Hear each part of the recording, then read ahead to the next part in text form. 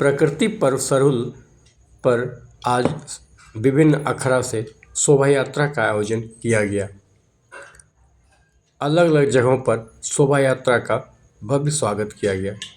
वहीं राजेंद्र चौक पर अखंड भारत के द्वारा शोभा यात्रा स्वागत शिविर लगाया गया। अखंड भारत के प्रदेश अध्यक्ष ब्रजेश सिंह ने और उनके सदस्यों ने अखड़ा से आए श्रद्धालुओं की पूजा अर्चना की, यानी कि उनका पैर धोए और उनको गमछा और पगड़ी पहनाया, साथ ही चना और गुड़ वितरण किया। जय सरकार, जय सरकार।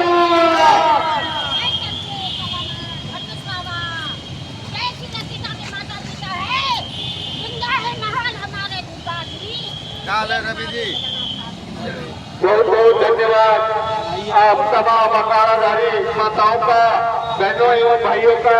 हम अखंड भारत झारखंड प्रदेश आपका हार्दिक हार्दिक स्वागत एवं हार्दिक अभिनंदन करते हैं। प्रत्येक वर्ष की भांति इस 8वें वर्ष में हम आपकी सेवा में तत्पर हैं। आप तमाम भाइयों से हमारा यह मीडिया है कि हमारे सेवा शिविर में प्रस्तुत आपके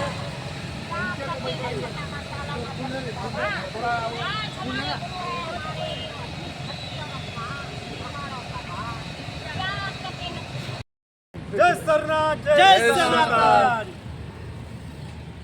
और कोई भी बाइट दीजिए।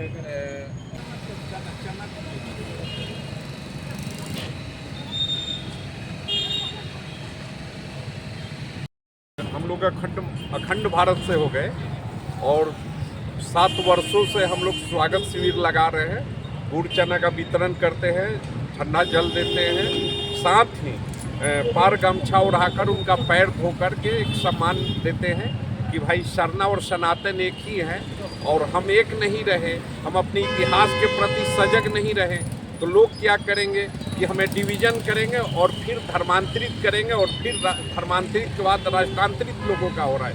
धर्मांतरित लोगों के राष्ट्र के प्रति निष्ठा की कमी हो रही है। तो हम लोगों को लगा कि भाई हमें एक पहल करना चाहिए। उनको जो कहा जाता है कि ऊंचे जाति के लोग आपका सम्मान नहीं देते, तो मैं कहना चाहूँगा कि इसमें ज़्यादातर लोग क्षत्रिय और ब्राह्मण भूमिहार समाज से लोग आते हैं जो कि पैर आपका धोते हैं और कंटिन्यू 7 वर्षों से हम लोग इस कार्य को कर रहे हैं और यह मैसेज देने की कोशिश करते हैं कि आप और हम एक ही हैं। माँ सौड़ी जो थी वह भील जाति की थी। कोलवाड़ा में जिस तरह कोल कहा गया आदिवासियों को, उसी तरह भीलवाड़ा में भील कहा गया। कोल भील 2 प्रकार मुख्य आदिवासियों का है।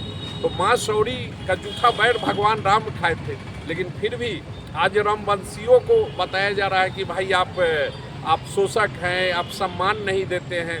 तो हम धर्मांतरण के दलालों से कहना चाहेंगे कि हमने उस समय भी उनका जूठा बैर खा करके उनको सम्मान दिया और आज भी उनका पैर धो करके सम्मान हम उन्हें देते हैं।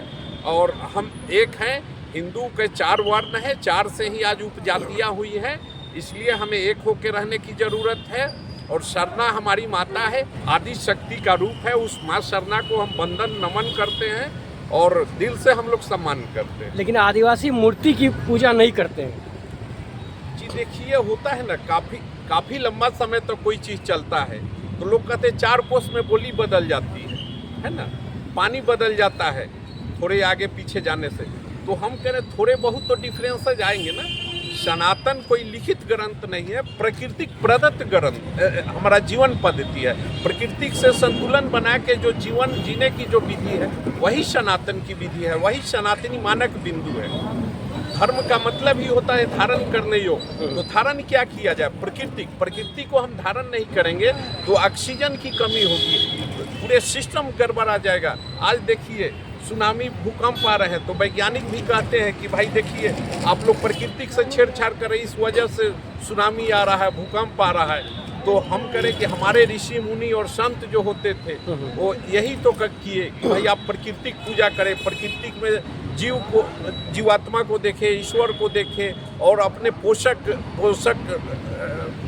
रूप में देखें, तब जा कर के हम अपनी संस्कृति, अपना धर्म को बचा पाएंगे और सही से जीवन जी पाएंगे। परिचय दीजिए।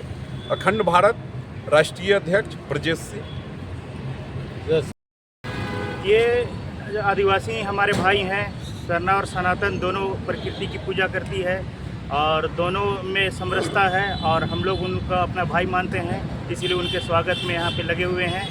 और हम तो चाहते हैं कि हमारे पर्व में वो लोग खुशी से निभाएं और उनके पर्व में हम लोग खुशी से अपना इसमें भाग लें और इस तरह से आपस में एक दूसरे का सहयोग करते रहे, ताकि यही एक मिसाल कायम रहे। परिचय। हाँ जी सर, परिचय। मेरा नाम विकास कुमार सिन्हा है। मैं विधि प्रकोष्ठ देखता हूँ अखंड भारत। जंगल झाड़, पहाड़ पर्वत, बाबा लाला, गोरखा बनी, यह हमारे कुलपति का सेवा है। गंगा जल का जो हमारे चरण पर माँ को देते हैं, जो हमारे बल बच्चा को याद करेंगे कि धरती माँ जितनी भी हमारे जात है, समाज का आदिवासी है, ये हमारे पूरा है।